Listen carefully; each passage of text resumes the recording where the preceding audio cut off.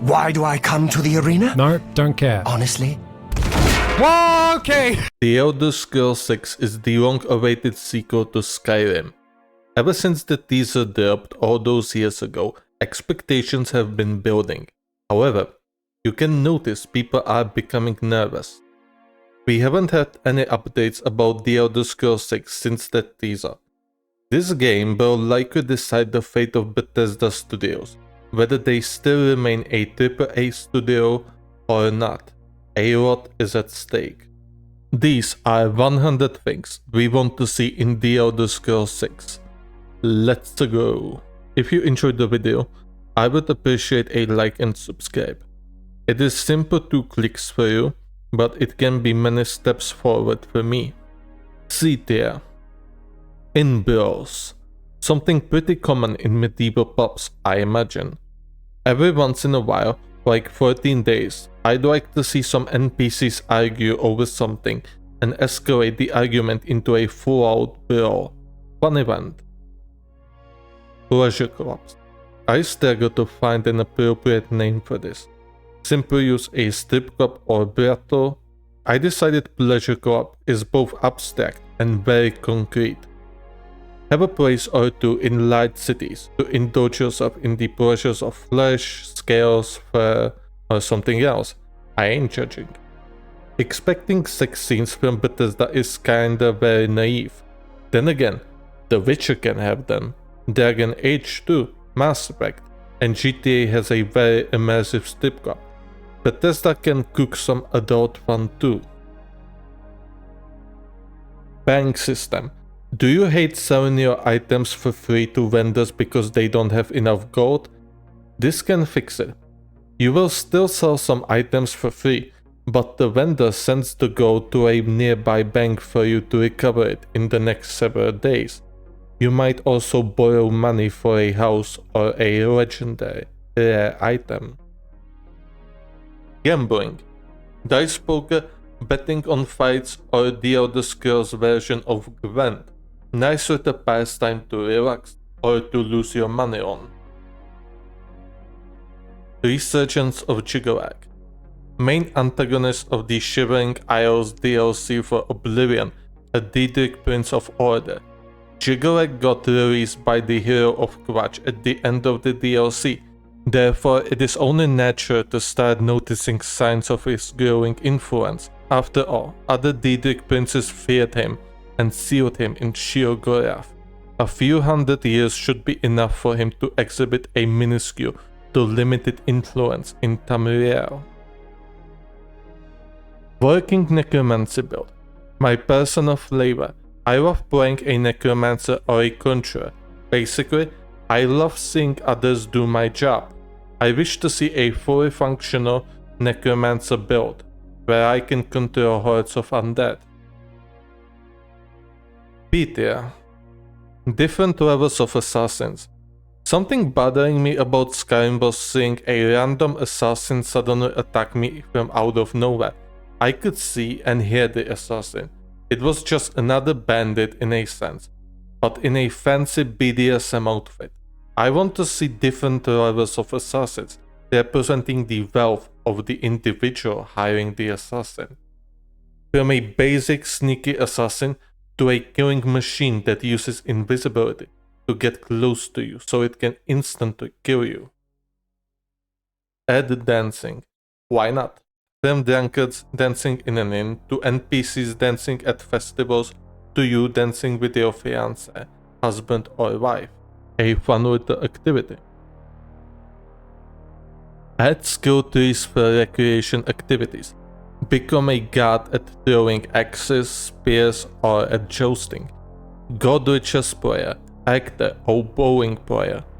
The Elder Scrolls should offer relaxation activities to counter non-stop monster and bandit killing, with quests in between. RPG is not only about grinding. Playable arena experience. Why do I come to the arena? Honestly, I love the way the combatants move.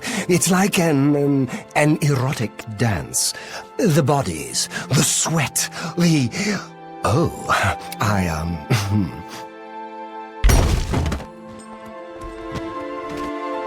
Everyone loved Arena in Oblivion, whether for the absolute giga-chat title of the Grand Champion of Cyrodiil, or for adoring fan follower. Sometimes both. Hopefully we'll get some version of Arena in The Elder Scrolls 6 with quests to learn more about certain fighters' backgrounds, like we did about Grey Prince Agranak in Oblivion. Option to have own kids.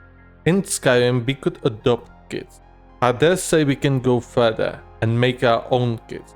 It is a layer of depth added to the relationship, a flavor desperately needed to Skyrim's bland marriage.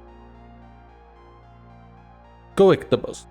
Collecting coinage from the first era, the second era, paintings, statues, that kind of stuff. A good way to fill your mansion. Better weapon enchantments. Something that always bothered me about weapon enchantments. You enchant a weapon, and it has a number. Once you hit enemies that certain number of times, the enchantment runs out immediately. This is inadequate. I would love to see weapon enchantments work differently. You enchant a weapon, and the enchantment runs for a certain time, like 3 days. The better your enchanting skill, the longer the enchantment lasts. By using an enchanted weapon, you should also skill up your magic skill, which in turn should dictate how much damage the enchantment does or the level of the opponent affected. Ability to morph into a creature. A whole new dimension is added to the gaming experience, especially for assassin type players. You could morph into a bat and skip the entire sneaking for the 100th time to kill your target. To balance the skill, you can only use it once per day, or it stops your mana regeneration for a while. Ambush convoys and trading caravans. There were Khajiit caravans present in Skyrim, but the way they traveled didn't feel like a caravan. They walked around Skyrim like normal NPCs without any luggage or stuff. I'd like to ambush these caravans, loot their chests, and not only trade caravans, but military convoys as well, for crafting materials, secret letters, etc. Raiding parties. With so many bandit fortresses and beast hideouts around Skyrim, you would think there would be more opportunistic adventure parties trying to gain some glory. Jarls hiring mercenaries or sending their guards to clear some of those dens. In The Elder Scrolls 6, I wish to see settlements, especially wealthy ones, fight against bandits and monsters. Every once in a while we could meet an adventurer, mercenary or guard party going somewhere to clear the hideout, and sometimes, if we visited said den, there would no longer be bandits, but civilians working inside or refugees from war being hosted there. Automatic spellcasting for advanced magic. I usually don't use alteration or illusion magic in Skyrim. Invisibility is nowhere near as good as it was in Oblivion, and I usually just summon my Athenex and start blasting my target with distraction spells. I downloaded a mod that allows me to instantly use up to 2 spells at the start of a battle for 0 mana. I instacast Stoneforge to increase my armor, then a modded restoration spell to randomly heal one of my companions.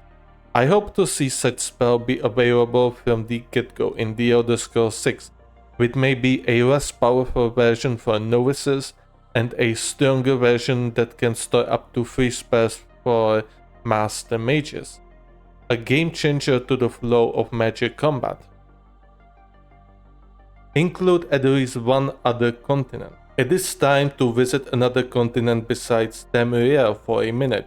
We know there are other continents, and I think it's high time we see new races, new weapons, armors, spells, and technology. The Elder Scrolls 6 needs to go big. Go to the places we haven't gone before. Expanded race abilities, passive abilities, and powers.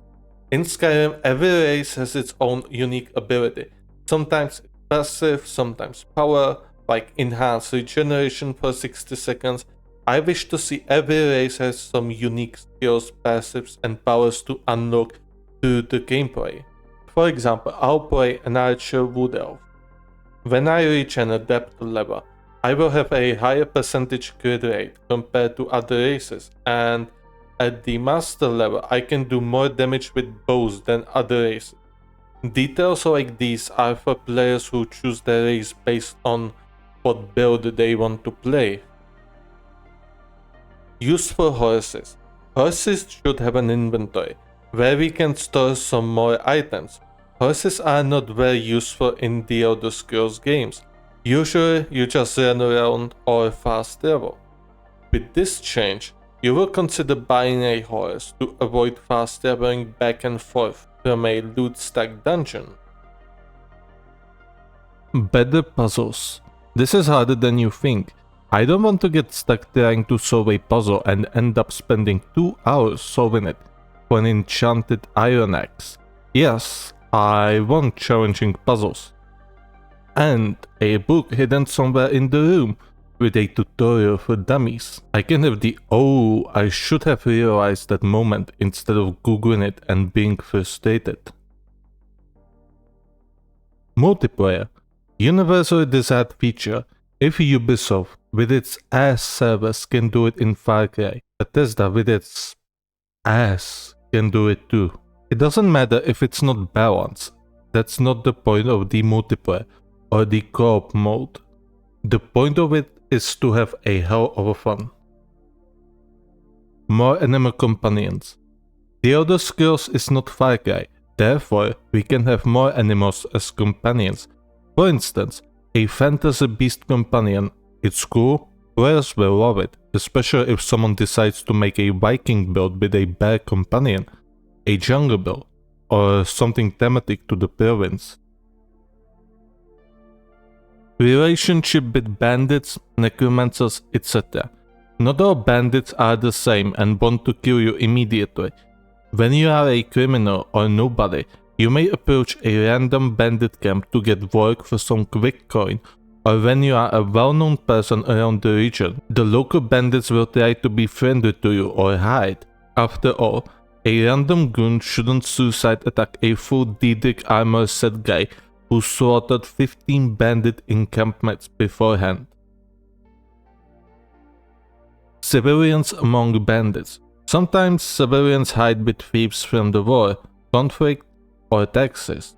Occasionally, you should be able to come into contact with a small group of civilians living inside a bandit camp as non-hostages. Parody on jerks. We remember Nazim from Skyrim. I wish to see a more offending type of jerk that acts like a jerk and doesn't spend his days saying snobbish crap to white-town citizens. Modify your armor with trophy sculpts. Nothing like adding a saber cat's claws to your leather armor for that style, or human fingers from assassination missions to make your D-Dick armor look even scarier. Perfect for old-fashioned Souls players. Oops, wrong game. Add recreation activities. Chess, bowling, brewing beer, ale, working out, etc. Besides decorating your house, there isn't much to do to relax in Skyrim. Often you run around the province, kill everything, do quests, and don't really stop. I wish to stop sometime and just enjoy the world. Already had a segment about recreation activities, but I talked about a skill tree for those activities, instead of about concrete activities that could be added. More domesticated animals. With a fantasy world comes more possibilities. You can already see chickens and cows around Skyrim. I wish the catalog would be expanded to include more in real life and fantasy animals. Open your mind to creativity.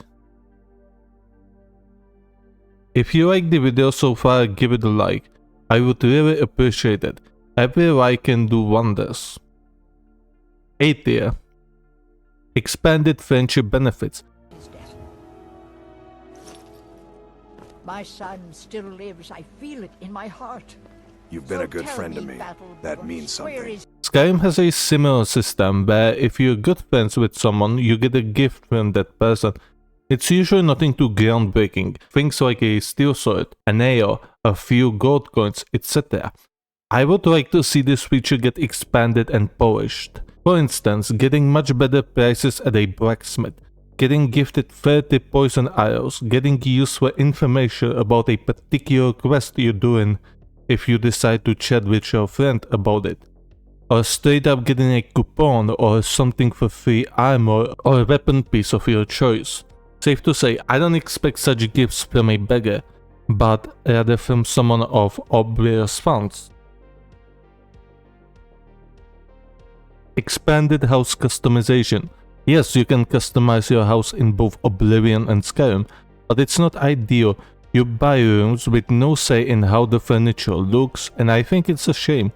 You should have an option to choose from a plethora of different tables, chairs, cupboards, wardrobes, and more. Even go into the smallest details of getting different plates.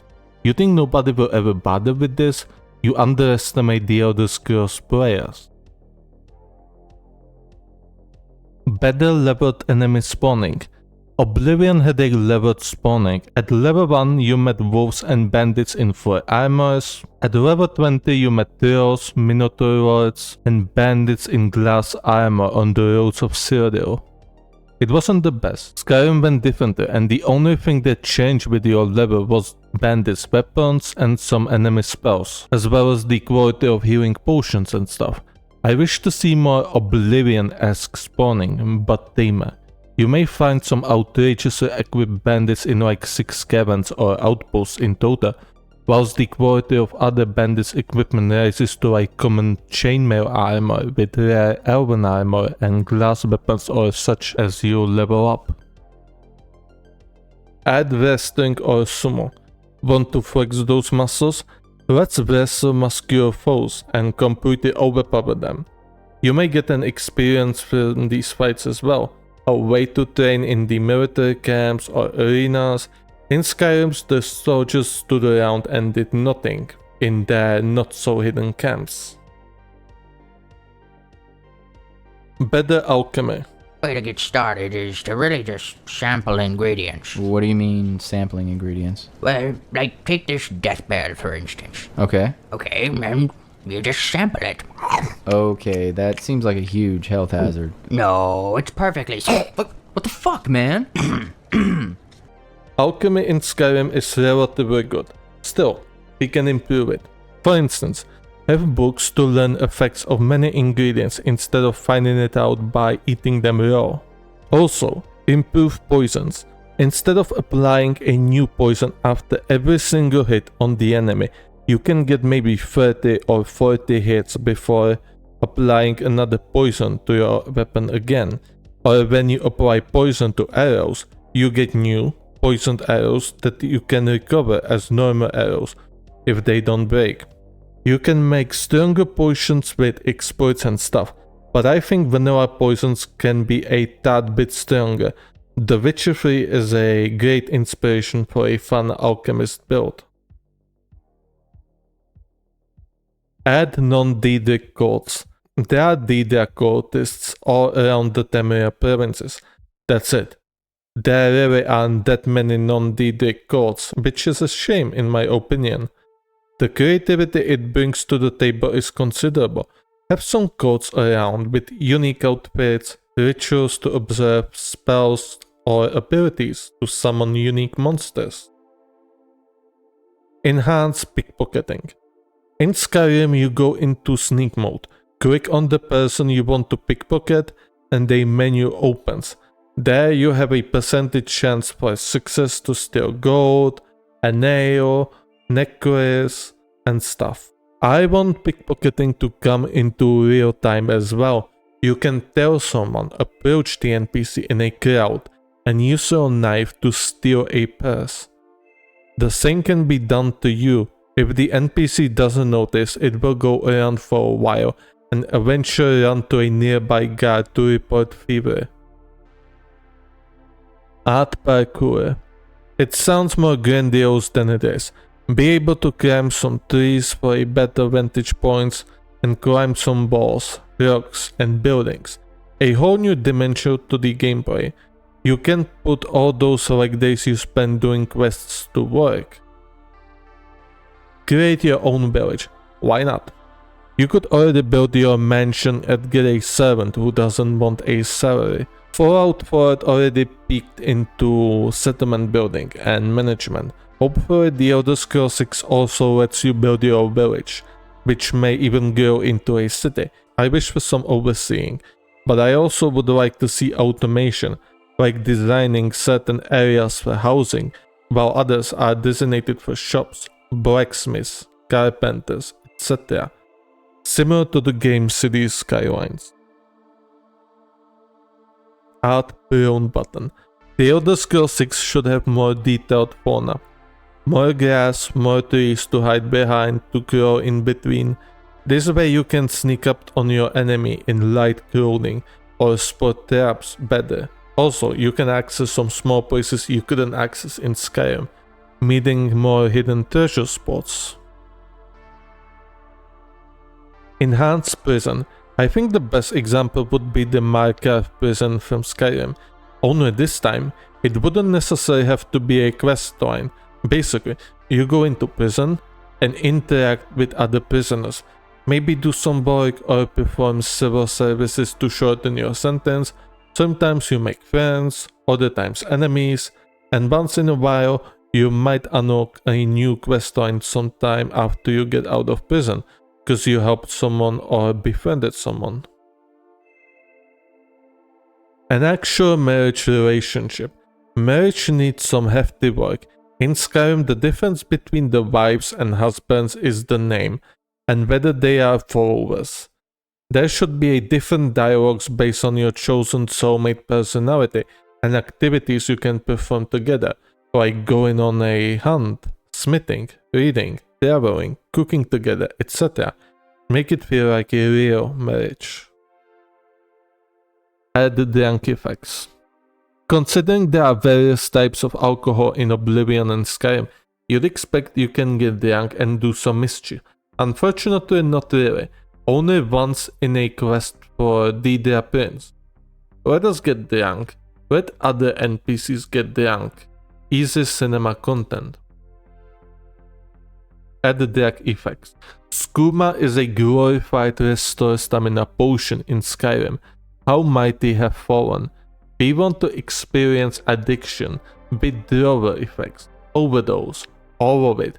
Thanks to the creativity of the Elder Scrolls community, Skooma became a prime item for mischief and space missions.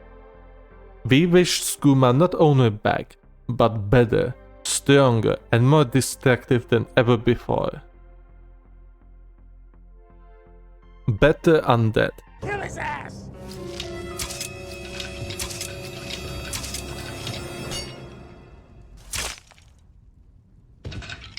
God damn. Skeletons are fucking terrible. How the legends have fallen. Skeletons in Oblivion still haunt many players to this day. Back in the day, skeleton heroes and champions were absolute juggernauts. You better bring some DPS to the table, or you'd spend hours fighting these tanks. Skyrim skeletons are a joke. Even a mudcrab is a tougher opponent. Zombies? They don't even appear in Skyrim. You have the Draugr instead. Necromancer trolls got nerfed hard. We want these undead to return to their past glory. Add politics diplomacy. You people should be thanking Talos that I am who and what I am because you need me. You need me to save you. You do. I am the only one who possibly can. You're not the real heroes. I'm the real hero. I should put this disclaimer for slower individuals, that I mean politics between different cities, villages, and factions. Engage in diplomacy between these different powers and help them find understanding or bring them towards a total war. Be a dove of peace or a chaos-bringing raven. drop into unconsciousness in fistfights. Hand-to-hand is a fun way to play Oblivion and Skyrim. What I wish to see is me knocking out most of my opponents into unconsciousness first, and when they lie down, then I can decide to deliver a killing blow or not, especially necessary for the in-blow I was talking about at the detail. It is fun if they kill themselves, but you kinda have to either reload your save or play with many NPCs dead because of a pop blow. Return of the unarmed skill. Bring back hand-to-hand skill. It might not be the most optimal way to play Skyrim, but it sure is fun. Bethesda can bring in some cool combos, some borderline anime punches, much better than hitting your opponent 268 times before he/she go into a knockdown state in Skyrim Brawl. Unique armors. More armors like Savior's Hide in Oblivion, Spellbreaker, Escutcheon of Color, Imperial Dragon Armor, Raiment of Valor, Bruce of Emilian's Armor, or Ethereum Shield and Crown from Skyrim. It doesn't have to be 1000 completely unique armors. Even small details like scribblings on an armor, added trophies from battles, custom paintings or other small details. It can seem tedious, but it goes a long way to make the NPCs feel much more unique, as it can describe their personality, who they are before we even talk to them. More unique weapons. Again, small details can go a mile. Even something as simple as a loved one's name on the sword makes a huge difference. Like every weapon has its own story, its hardships that it went through with its master. Glory, faith, tragedy, despair. All of this you can learn from a simple killing tool. More Strangers and Freaks missions. There are all kinds of people out there, and it's refreshing to have some kinky side quests here and there. Simple skooma addict quest, looking for a dead husband's treasure only to find it was his wife who murdered him, helping a ghost to find peace, and many more. Expanded building features. I think that the building system we have from Fallout 4 is fine. We would like it to be expanded with more options. Tiny, nitpicky details, so some of us, who are more architecturally gifted, can really go wild and make some jewels of architecture. Or a complete meme. Also, it's good food for modders. They won't have to do as many 3D mods. Larger than Skyrim. Skyrim was already big, and there was much to explore.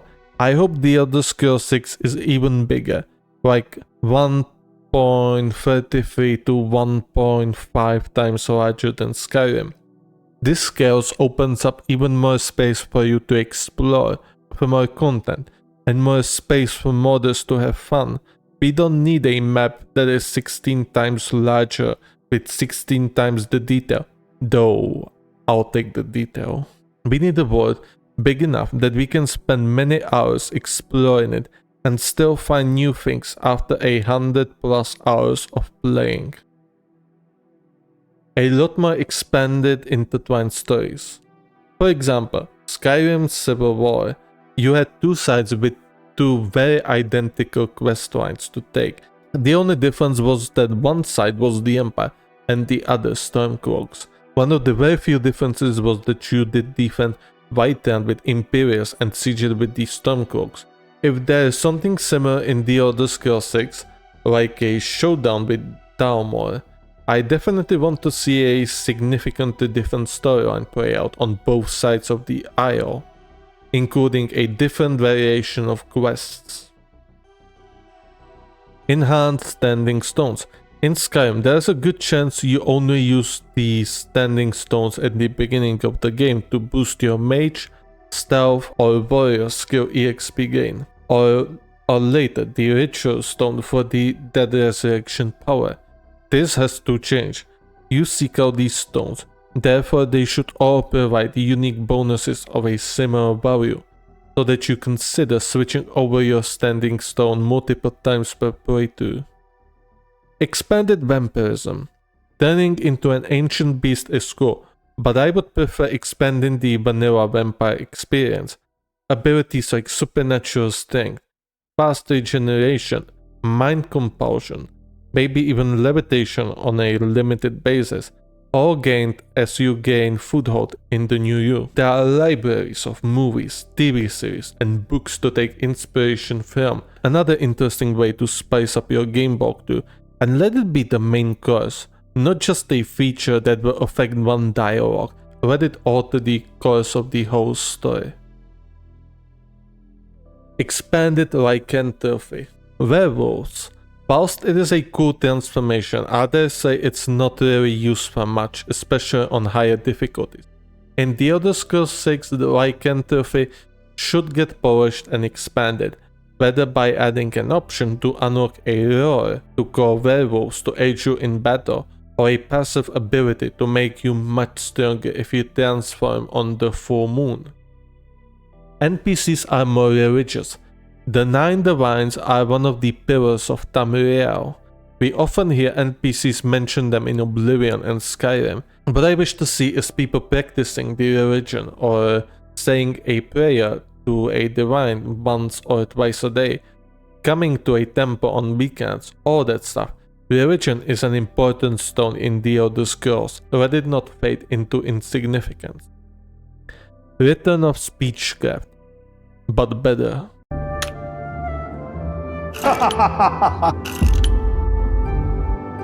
The Elder Scrolls 6 needs to expand its dialogue options a lot. Skyrim and Oblivion style dialogues won't cut it in 2020s onwards. Speechcraft can make a grand return, but instead of a minigame, you can increase it to various means like having deep talks with NPCs, watching artists play, and listening to speeches. Instead of working like personality, with high speechcraft, you could convince NPCs to give you important items for quests, or join you on adventure. When at master speechcraft or near, you could even convince NPCs that hate you to set aside your differences for a common goal. Of course, not all NPCs. Some are just too stubborn to cooperate with their enemy or rival. Skyrim has a speech skill that increases with both dialogue and trading with NPCs. I wish to see mercantilism and speechcraft divided and properly expanded. Others say both branches are quite important aspects of the RPG games and shouldn't be simplified that much. More interesting side quests. Oblivion and Skyrim have many side quests, yet I think the number can be higher and quality better. For instance, there should be more continuation stories for certain side quests, like parts 2, 3 and onwards. Did we clear that bandit encampment? Well, there are wild beasts roaming around now, threatening folks. Or the encampment is now home to a necromancer who used dark arts to bring back the dead bandits as zombies. Expanded working elements logic. Fire, lightning and ice. All of these elements work to some extent in Skyrim, like leaving burnt marks on a tree for a while, or slowing your opponent with ice attacks. I wish it could be pushed even further. Did you hit the enemy bandit with an ice spike to his right hand? Well, that bandit should either drop the weapon or be unable to swing at you, and had to use a healing potion to restore his hand, same as you. This one I would put in the settings tab to turn on if you want expanded logic, cause I understand it's not a feature for casual gamers, though I do leave it on the environment, like starting a massive fire. Changing seasons. Yes, something I was always missing. Oblivion is a beautiful game, even all those years after release. I love its colorful pattern. I was hoping to see some Skyrim DLC would add a location with an environment that changes over time. In The Elder Scrolls 6, I wish to see some areas being covered by snow at a certain period of the year, while others become devilishly hot in summer, while some areas might experience floods or droughts, giving access to new quests to help or harm people. Fame Infamy feature. In Skyrim you are the Dragonborn. Pretty big deal. Yet many NPCs often treat you like a normal goon. Did you murder the entire Whiterun population? Well, you're in Windhelm now. Nobody cares. I wish to see fame, infamy come back from oblivion, so your good deeds or murdering sprees have consequences, at least if you leave any witnesses, or even if there is no one to witness your glory or wickedness. The NPCs might comment that you have a pleasant or disturbing aura around you. Animal Monster Trophy.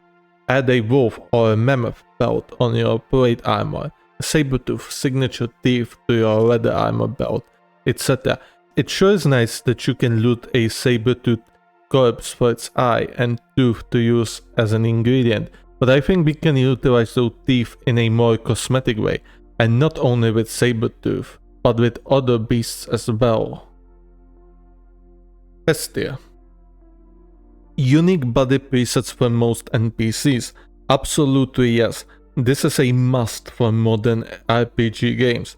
And the way GTA 6 is coming out, The Elder Scrolls 6 and other AAA games must also aim to match this standard or better, surpass it. I don't want to meet NPCs whose only different characteristics are their sex, height and skills. Slim, muscular, average, thick, and obese NPCs with perfect skin, skin abnormalities, rashes, scars, and more.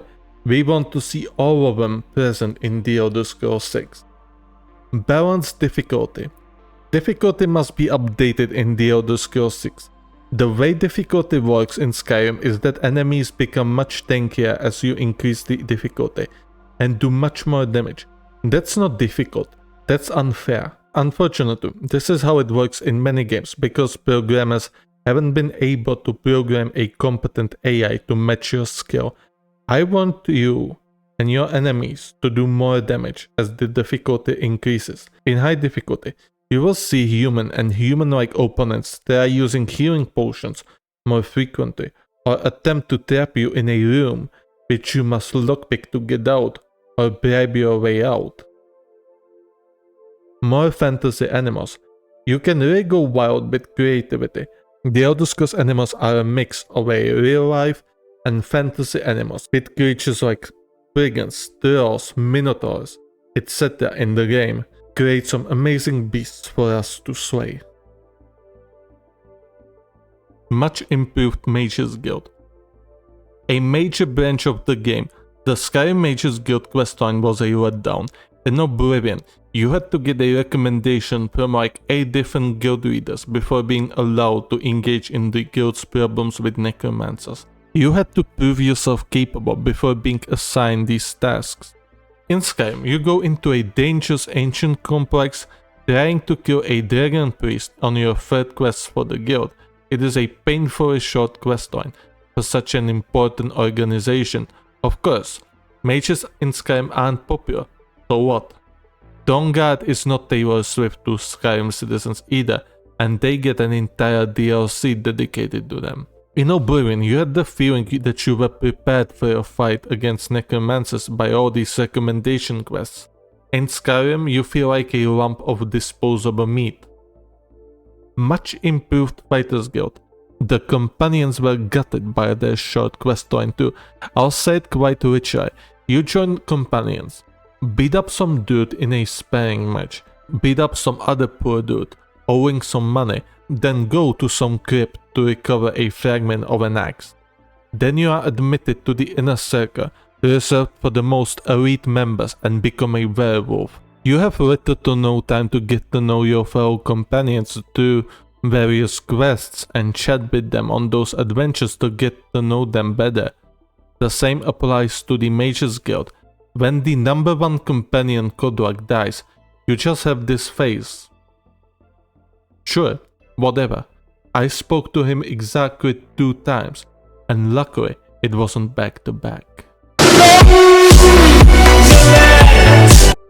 Much improved Thieves Guild. The Thieves Guild actually has a lot of content, which often boils down to a grindfest. Fitting, I guess. Something I want to see from all these branches is a quest which can be completely skippable, but I want to have an option to get trained by the experts in the arts of battle, magic and shadow. In Skyrim, it feels like you just walk in and you already are a pro who knows everything, but everyone treats you like a newbie and nobody ever offers to train you. Disposable meat again, who is sent to do pretty big scores for a newbie. Even if talented, you could chat, trainers could tell you stories about foes they faced or scores they took, as well as share some tricks that helped them. This small detail once again goes miles in word and character building. Bethesda mustn't be cheap about it. Branches like mages, fighters, and thieves guilds often set the tone for the quality of side quests in the Elder Scrolls game.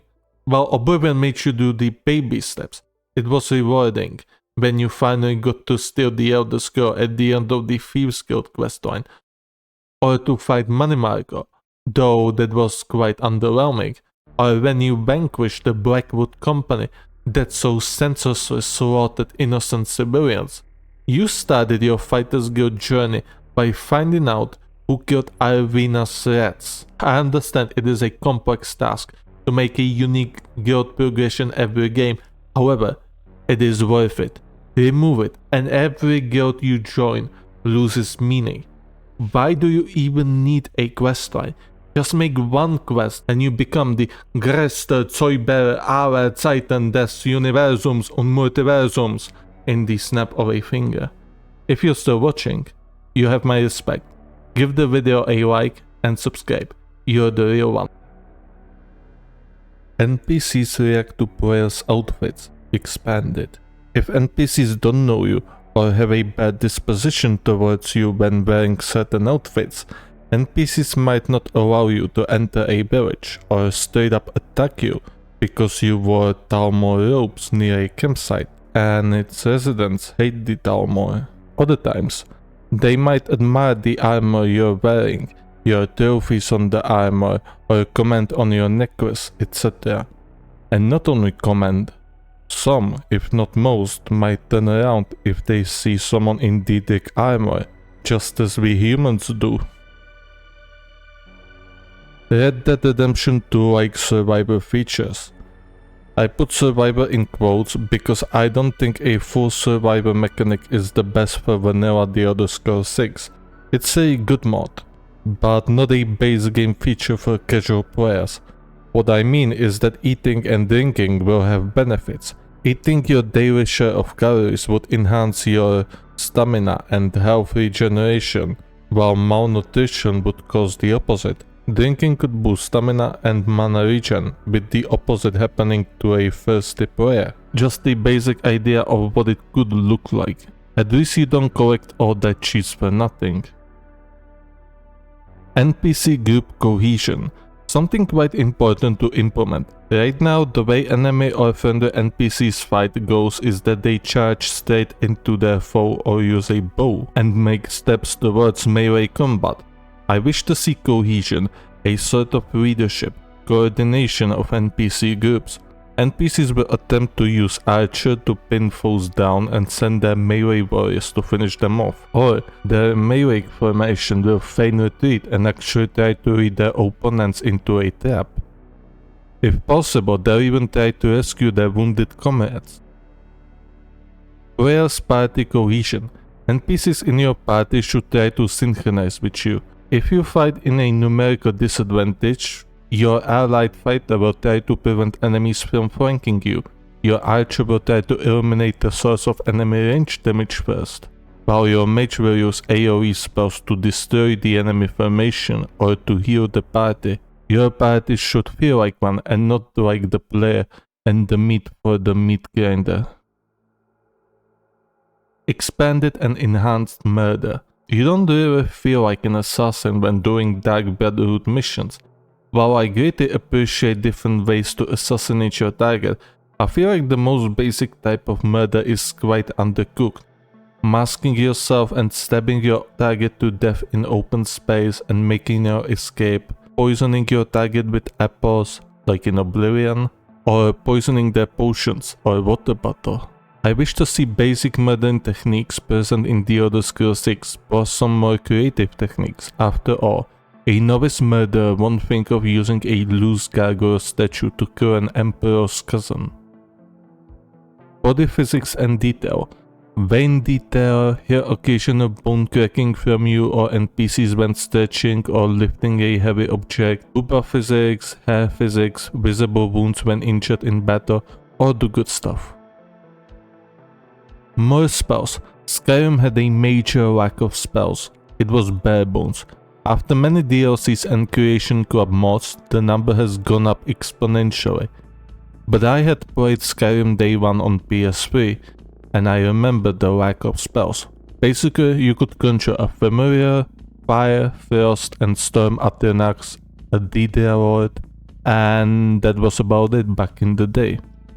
Pretty much the same story with other schools of magic. The Elder Scrolls 6 has to have a big variety of spells. I understand Bethesda wants to keep some spells for DLCs, but that does not justify bare bones magic schools in the vanilla game. I don't want to summon Aternax for the entirety of the game, and no amount of fanservice is going to change my mind. Custom spells. I kind of understand why Bethesda removed this feature, at least for vanilla Skyrim. There were too few to no spells to customize. For The Elder Scrolls 6, I want this feature to return and even unlock some unique spells this way. For example, we will read a book about some ancient creatures or beasts, and we will obtain the knowledge to create a spell to summon some dreadful creature. A spell that would normally be unavailable to buy in the entire region, no matter your skill in conjuration. The same can apply to other schools of magic. Sometimes you'd have to find and read all 6 volumes of the book to learn the way to create a spell, a good way to reward inquisitiveness.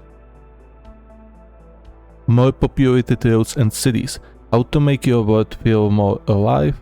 Have trading caravans travel across the map, military convoys, adventure groups, farmers reading their stock, etc. In Skyrim you could meet many people on the road, but not in one encounter. Rather, you met people every once in a while you traveled a certain distance, which felt scripted. It was meant to give you the illusion of life. In The Elder Scrolls 6, I wish to see more groups of people traveling together. Civilians probably don't travel alone in no man's land. While it's nice to have every NPC with a name in the city, you will feel like the world is big, but there are under 200 people in it. I wish for more NPCs to perform various labors, even if half of them don't have a name. Fear mechanic. Something essential for an RPG game. If you are an infamous civilian killing machine, then the civilians should flee from you or hide in their homes. In some cases, the guards might even lock the city gates, barring you from entering the city. The same applies to bandits. If you slaughter many of them in under 2 weeks, then bandits will avoid direct confrontation with you, sometimes going as far as abandoning their encampment and running to hide in the hills with some of their treasures. Evolving nature. Small details like new tree saplings growing over time, river currents changing due to barricades or other artificial influences, swamps forming due to massive rains, deserts expanding over deforestation, etc. Be in awe of how the map evolves throughout your walkthrough, either directly or indirectly from your decisions. Bigger cities. Comes in hand with more populated cities. While medieval cities weren't as populated as Rome once was, they still were huge. We want to see a city as big, if not bigger, as the Imperial City in Oblivion. Cities in Skyrim were modest at best, with some astounding architectural pieces, like Dragon's Age in Whiterun or Blue Palace in Solitude. Unfortunately, these marvels did not host a bustling city beneath them, but a rather small town at best. Story and location DLCs. Dawnguard and Dragonborn DLCs added new location to Skyrim, especially Dragonborn with the Solstheim Island. We all wish to see such DLCs come into The Elder Scrolls 6. It adds new areas to explore, new NPCs, enemies, spells, weapons, armors, items, possibilities for the community to mod, and many more. DLCs like these are what we want, not a horse armor. More weapon types. Don't mistake them for the unique weapons mentioned earlier. By types, I mean types. For example, spears, javelins, halberds, rapiers, castresses, stilettos, falchions, and many more. Basically, weapons of different sizes, curves, movesets, weights, etc. It comes a long way from seeing the same exact steel sword for the 100th time. Player immersion details. Sweating from running, getting a heat stroke from ill-fitting clothes while traveling in a desert, feeling exhausted from wearing heavy armor all day long, prompting you to have a feast, reacting to a sudden outburst of fire by covering your face, or when standing too close to a wildfire, get dirty from traveling a long distance or when crossing a swamp. An actual relationship progression, from complete strangers to friends, to partners. I wish to see a better, more complex relationship development that doesn't boil down to I do quest for you, now you marry me type of progression. And not only with players, but with NPCs too. I wish to see NPCs interact with each other, and let's say 30 days from starting your journey, a gauge will gradually grow for NPC's percentage chance to get into a relationship with other NPC. To let's say 2.5% maximum per like quotes, flirty or friendly conversations, and not just for one specified NPC, or multiple.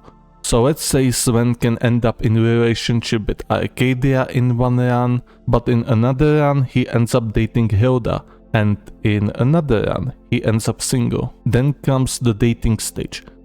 When there's a percentage gauge, let's say 3.5 to 5% daily chance for a breakup. This occurs after 10 to 15 days of dating, in which these two have last 15 to 20 days to break up. After the dating stage is over, if they don't split up during that time, then the countdown to marriage starts with some ceremony on the W day. If one of them dies, then there should be about 50% chance for a surviving NPC to become unavailable to date anymore because of grieving and just not wanting to open up anymore. Better melee combat. Come closer to Kingdom Come Deliverance 2 standard of melee combat, but do it your way. Skyrim's melee combat is not exactly thrilling. It's not offensive, but if you decide to stick with this combat style, then I advise adding many possible combos with weapons, utilize the absolute maximum from this basic combat system. That would go really well with more weapons types, as you wouldn't need to resort to Deus Ex Machina combos. Better magic combat. You throw a spell on the enemy throws spells at you. Sometimes one or both of you have a spell shield. It's not exactly thrilling. I wish to see a higher level magic fights turn into a spectacle to observe, a cinematic experience and a tough challenge for the player to overcome. Fighting a master mage should not be easy, and not because a master mage has a lot of health and does a boatload of damage. Evolving cities and villages. New houses are built over time. Houses whose owners have died and nobody has bought the now abandoned property will deteriorate over time. Old houses are getting renovated. New walls are being built to protect citizens who bought their homes outside the walls. Villages become towns. If the player decides to help villages and cities with their hardships, then there should be visible effects on the city. Better furniture. House owners are building gardens in their backyards, signs of good economy due to your heroic actions. Plus, new quests might pop up with new NPCs arriving. Objects destructibility. Objects destructibility. In Skyrim you could destroy wooden spike barricades, and that was about it. We want to destroy many crates, trees, glass, rooftops, etc. Another way to cause mischief for the player, and a way to get a 100,000 plus bounty for vandalism. Make the world feel your power. More world immersion details. NPCs are preparing for winter, plowing fields for spring, animals migrate and raise their children, refugees are moving from conflict zones, great background music, roads and bridges are being repaired or built, grain is transported to the mills, where it's processed. All these immersion details bring forward live reward. Consequences of player decisions.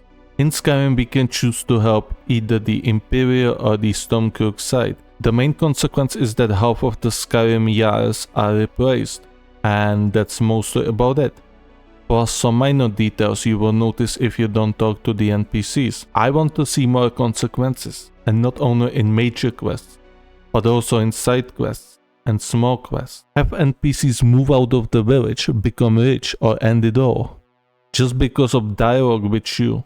Ramp up the RPG experience. Consequences of players' actions, inactions. Not to be mistaken with decisions. The player can perform actions that influence other NPCs' lives unknowingly. I'll put an example. A farmer asks you to kill a bunch of mountain lions because they are harassing his sheep. We do that, but after some time passes, we might talk to that farmer again and find out now that the mountain lions are gone. The local deer population has exploded and are eating the farmer's crops. Because of the action we unknowingly caused a consequence, which is an increased deer population and another hardship to the farmer. Another example is that we wipe out an entire bandit encampment. We don't have any quests on clearing it or anything. We then go to clear some crypts and explore. Then we go to a village or a town nearby that encampment, and if we talk to the locals, we find out that bandits have been really quiet lately because somebody took them out. The world won't wait for you to pick up the quest to clear a bandit's lair. It will naturally move forward. Working economy. If you decide to sell a lot of your loot for free and don't want the vendor to send your coin into the bank for you to receive, then the next time you visit, the vendor might have expanded inventory with better goods. Or you might notice new, more expensive furniture in the trader's house, or other features inside or outside the house. Alternatively, the trader might buy another business to profit even more, or invest it in the village or city's development. Alternatively, should you decide to rob the poor trader, next time you visit the place, said NPC might not be there anymore, or the shop might be closed forever. An actual economy is essential for an RPG game. It adds a whole new layer of playground. It is a great content farm as well. Videos like I bankrupted the entire insert name of the province would do exceptionally well and introduce the Elder Scrolls 6 to the new audience. Unique and longer dungeons. One thing that was bringing Oblivion down was bland, almost identical looking dungeons. Skyrim was much better in this aspect, but I think there's still room for improvement. We want to see dungeons that can take 60 minutes to walk through on your first run. We want to see hidden rooms, paths that hide ancient treasures. I don't want every dungeon to take 40 minutes to go to, but I do want an overall increase in the dungeon size by at least 33%. Much longer main storyline. Skyrim storyline goes like this. Dragon attacks Helgen, you go to the White Realm, do a fetching quest, kill a dragon, go up a mountain, learn some shouts, do a fetching quest, go kill another dragon, infiltrate a Talmor party, find an old man, wipe out a Forsworn camp to find an ancient temple, go learn a new shout from a dragon master, capture a dragon, enter the afterlife, no, not this afterlife, and kill the big bad dragon with anime friendship power. It's not exactly the longest storyline. I wish for the Elder Scrolls 6 main storyline to at least double in size. More time to build up the tension, more space for character development, lore development, etc. Barebone main storyline won't win the hearts of gamers in this era anymore. Extensively expanded dialogues. Essential RPG element. Dialogues are horrendous in Bethesda games, that's a well-known fact. In The Elder Scrolls 6, we need to chit-chat about big events, local events, weather events, and many more. We need expanded dialogue options. No longer we want to choose from 2 options or illusions of multiple options, where you either are completely uninterested in the topic, you completely agree to what the NPC says, respectfully disagree, or you are a jerk for no obvious reason. Add more dialogue options based on your speech gap, not replace, but add. More options based on your skill expertise, so an expert alchemist can add their 2 cents to the discussion. More topics to talk about in general. I guess that can also fall under chit-chat. These additions must have a serious impact on the gameplay, on the story. They cannot simply be cosmetic. Better social NPCs. NPCs that feels like humans, NPCs that interact with each other in greater depth, deep talks, joking conversations, arguing that escalates into a brawl, reporting crime to the guard, flirting, praying, and so much more. Have NPCs approach an idle player to start a chit-chat, though only rarely. Respectfully telling 10 NPCs to leave me alone when I'm sipping on my drink at the bar within 4 hours is very annoying. Everything with moderation. Oblivion had a good idea about handling it. Although, mostly because many NPCs did not have any job, so chit-chatting was the only thing they did.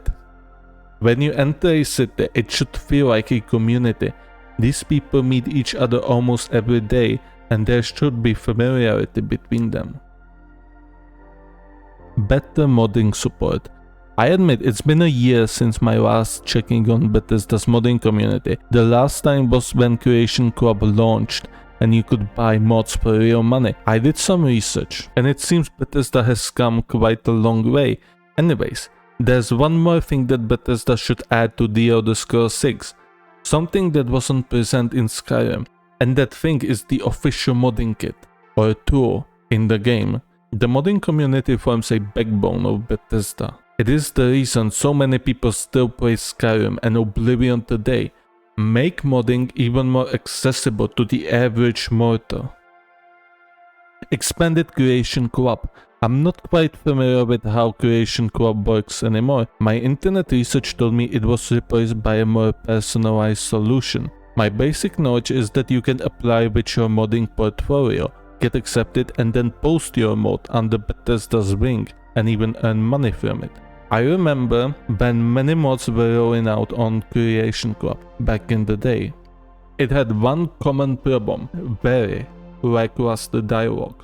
You see, most of these mods were using vanilla game voice lines, which kind of ruined the immersion. Therefore, modders usually use letters and notes to give you objectives. I propose expanding the Creation Club beyond modders, bringing voice actors, sound artists, and maybe motion capture studios, creating custom animations for modders to hire. The biggest question would be royalties for those artists. I guess it boils down to one's preference, but the somewhat ideal scenario would be at least 1% default from every copy of the mod sold. If there are more voice actors, then it should probably follow a pattern similar to this. 10% to voice actors when above 10 people, but below 25 total. 5% to sound artists when above 5. You won't probably hire more than 5 people on a project, so I won't include this category any further. Animators usually charge a predetermined price and appreciate a shoutout, so there's no need to cover it. Above 25 voice actors, the percentage for share per sale should slowly creep up to 20 to 25%. Remember, Bethesda takes 30% royalty according to the internet, so a massive mod should have 30% going to Bethesda, 20% to voice actors, 5% to sound artists, and 45% to the mod creator, minus the fee for custom animation, so still a pretty good bargain. This is something that I thought of on the spot, and it may be too generous or too harsh. Let's do math. Let's say this mod costs $15 and voice actor gets 1% for each copy sold. For every 1000 copies sold, a voice actor gets $150, which is pretty damn good. If that mod sells 1 million copies, it would be $150,000 for the voice actors, which is insane. The mod creator would get $6,750,000 before taxes. That's a golden goose.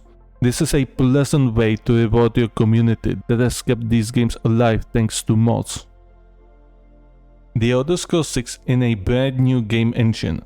Fans of The Elder Scrolls and Fallout have been wishing for a brand new game engine. For many years these fans have typed and shouted at Bethesda to finally make a new game engine. Starfield should have been the final nail in the coffin. Sure, it is a relatively hefty investment, an investment that would get repaired within the first year of the Elder Scrolls 6 release. Creating a game engine cost from $30 to $300 million some 6 years ago. Let's say Microsoft invests $1 billion.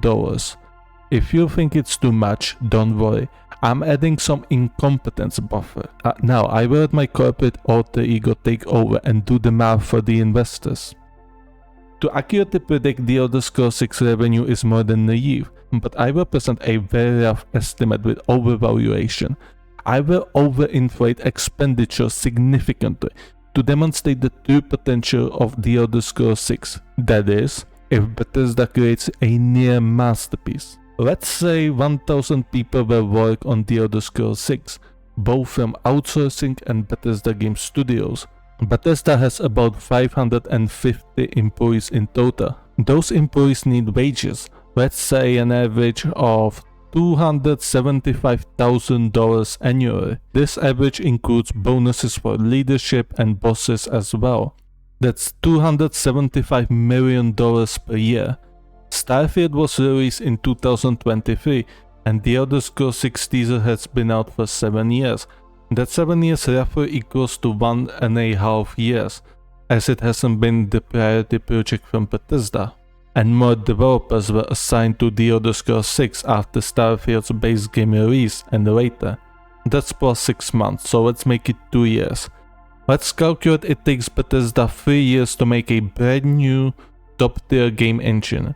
The Elder Scrolls 6 is going to get roughly 1 to 1.5 years worth of development time during the creation of the game engine. After that, Bethesda will do their best to make the best possible The Elder Scrolls game, so another 4 to 7 years, depending on the speed of the debugging process. Let's take the furthest date and make it 10.5 years or 126 months. That makes $2,887,500,000 to produce, making it the single-handedly most expensive game of all time. At least today, probably not in 2033. With Microsoft's investment as well as advertising, we can estimate the final cost to be $4.2 billion. With the expenditure out, we can focus on the revenue. In 8 years, we can anticipate that AAA games will cost roughly $80 to $100. We will calculate with both $80 and $100. In the $80 scenario, we can expect Deluxe Edition for $100, and collector's editions for $130 to $150. Therefore, the average income from all these editions should be around $94. Skyrim sold roughly 15 million copies in its first year. Let's be daring. This is a big sequel to a legendary game. 30 million copies sold in The Elder Scrolls 6 first year, double the amount. That's $2,820 million. Here comes the tricky part. Gaming stores like Steam and Epic Games take some royalties of every sale for hosting the game on their website. Specifically 30% on Steam, which dips down to 20% after $50 million worth of sales. Other gaming stores have different percentages, which makes this very confusing. For your sake, we will calculate with a roughly 15% royalty share. Then we have to add the USA flat corporate tax of 21%, that is 36% off, which leaves us with a total of $1,804,800,000 of clean revenue for the first year. But we are missing one part. This number is actually not the final revenue for The Elder Scrolls 6 first year. Now we add revenue from community mods. Bethesda takes 30% royalties from modders on the Creation Club site. Before Creation Club, Skyrim mods were published on sites like Nexus Mods, where Bethesda did not earn any royalties. Since the release of Skyrim Special Edition, there have been 8 billion downloads on the site Nexus Mods, with 110,000 mods. In Bethesda's creations, there are 52,000 creations available for all platforms, including consoles. Unfortunately, Bethesda does not show the number of downloads for all mods combined, but if we calculate that this program has been up for roughly 2 years and the amount of content, we will land on 2 billion downloads. If we anticipate that roughly 10% of those mod creators put a price tag on their creation, and that the average cost of the modification would be $5, we'll adjust it to $6 with inflation. Then we will calculate that roughly 20% modifications are monetized with roughly 13% of those 2 billion downloads. That's 260 million downloads with $1,560 million, which amounts to an additional $370 million for Bethesda after taxes. Please note that this is using the current number and can be significantly higher after 5+ years. The clean revenue after The Elder Scrolls 6 first year is $2,174,800,000, only $700 million short of its development cost in its first year. Now we will calculate the income from the first year onwards.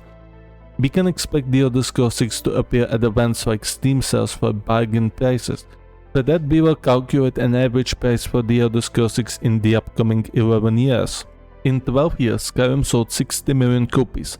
The Elder Scrolls 6 is bound to surpass that number. If we use conservative estimates and say The Elder Scrolls 6 sells another 100 million copies in the next 11 years after release, with an average price around $60, then the clean income for those 12 years, using the same method we did before, accounts to $3,840,000,000, which puts us in a $1,814,800,000 profit margin. If we wish to calculate community mods revenue as well, then using conservative estimates, we will anticipate a drop in revenue, but on average, we can expect roughly $60 million over the next 11 years after tax. That would raise the profit to $2,474,800,000. That is a profit of over $200 million per year in the long term. The cost to make a magnificent near-perfect sequel to Skyrim is high, but the reward is more than satisfying. I will once again repeat that I have overinflated some expenditure numbers in order to show that despite heavy investing, this game is bound to smash the records. In reality, The Elder Scrolls 6 is likely going to cost significantly less to produce. This is it. 100 things we want to see in The Elder Scrolls 6. This is and probably will be my biggest gaming essay ever. I would appreciate if you like the video and subscribe. Share it with your friends if you liked it. I'm happy with how the script turned out. Maybe I could have used fewer S-rank slots, but I felt like I had to stress just how much The Elder Scrolls 6 needs to improve, from Skyrim and Oblivion to satisfy its fans. Hope you enjoyed it and have a good day.